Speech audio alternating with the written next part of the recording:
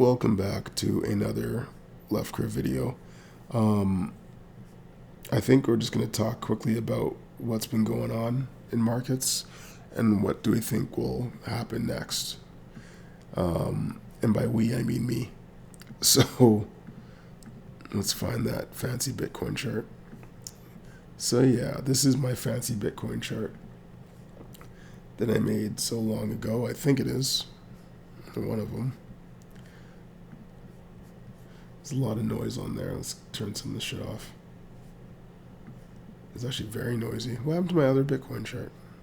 This one? I don't even know what I was doing here. Let's just delete all this shit. Cool. Alright, so yeah. Bitcoin broke above all-time high. Into an all-time high. Broke above 100K just in the last few days. And now we're kind of hitting a range here, it looks like. Prepping for another potential upside. Pull fibs. Fibs are showing we're at the 1.236. My estimate's around 175. I'm hearing estimates of 250 to 300. Believe what you want. 786 is extreme. I'm just going to take that out because it's a little bit too much. This isn't an altcoin. You kind of use those ones for altcoins, at least I do. But yeah, in those ranges. So for me, I think that if I see a move up into the 128, and obviously it depends mostly on ETH, and Bitcoin dominance keeps going down, like we're seeing a rejection at the 61.5% range on Bitcoin dominance, pretty harsh rejection. So alt season, this kind of signals at the beginning of alt season. As dominance starts to drop and we start to see that strengthen, like ETH just broke above 4K today. So when ETH hits all-time high and starts to move into the new price discovery, into the target box here, it's probably when I'll start taking profits, because I'm guessing that the alts are going to be topping around that time, is what I think. So it's just kind of paying attention to everything, because these alts are kind of just following the ETH chart, right? At least the ETH alts are.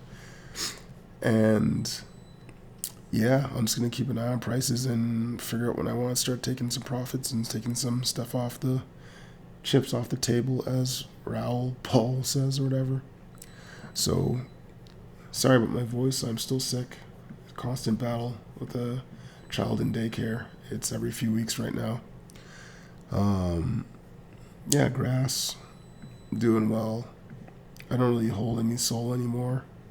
I missed most of this push because I was in Jupiter. Oops. Should have bought into grass, but I didn't, or whatever. Definitely still down on NMT bags. And I was thinking I might actually even roll that into grass, but it feels like every time I sell something, it pumps like 100%. Even though if this pumped 100 or 200%, I would still be down, because I bought like the literal top. I think I bought like $14 or $15. So might roll that into grass as well. I have TIA, but just from the airdrop, I don't really buy any. But it seems to be rebounding, performing well, starting another range. Testing the same downtrend here, which is slightly off. Looks like it should be like something like that, but whatever. It was there before, so I'm not sure what I was doing that day. But yeah, basically like alts are pumping. Hilariously, XRP even pumped like above Solana now, back to number 3 place. Like just silliness is happening. Hedera and all this other shit is pumping. Stellar, like I think Stellar, never mind. Doesn't matter. Oh, I did. Yeah, so all this other stuff is pumping. Pretty much being in almost any project is good for the most part. There's a few that aren't, but yeah, like as the total market cap kind of moves towards whatever its new all-time high will be, we're going to start to see this outperformance in all these other assets and tokens, right? So for me, I'm very happy with that. And that's kind of all that's been going on. It's like there's a lot of cool stuff with AI agents. I think that that's a really cool narrative. Grass seems such a cool project. I like that one a lot too. And then a lot of cool stuff in DeFi. Gamma Swap has been, oh, what is going on? There we go. Gamma Swap's been performing stupidly well as well too. I gotta learn how to actually use it. I don't really know how to do perpetual options at the time. There's some write-ups, but I read through them once and they're so complex that my brain started to melt out of my ears a little bit. So I'll have to read through a few things. There's another one I think I bookmarked on Twitter. Yeah, 0x Fluid. So follow that. It's basically, I'll just read this. Yeah, Fluid figured out turn $1 of liquidity into $39 of liquidity. So I have to read this about 20 times just to start to understand it. And I think I'll do that.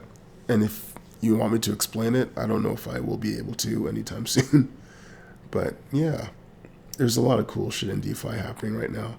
And you just got to be super careful because if this stuff isn't actually like feasible, then it will blow up.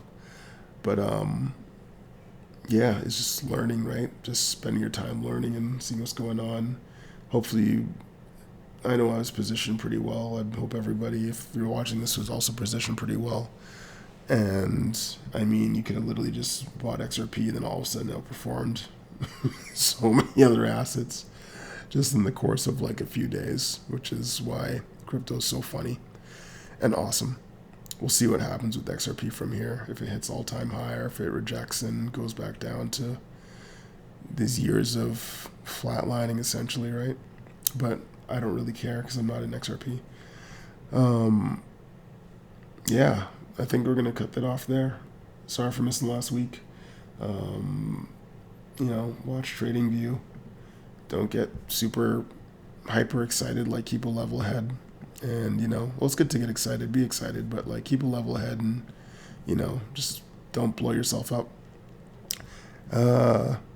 Yeah, that's all I have to say. Okay, I'm going to try and get over this cold and get early bedtime. So we'll talk to you soon. Peace.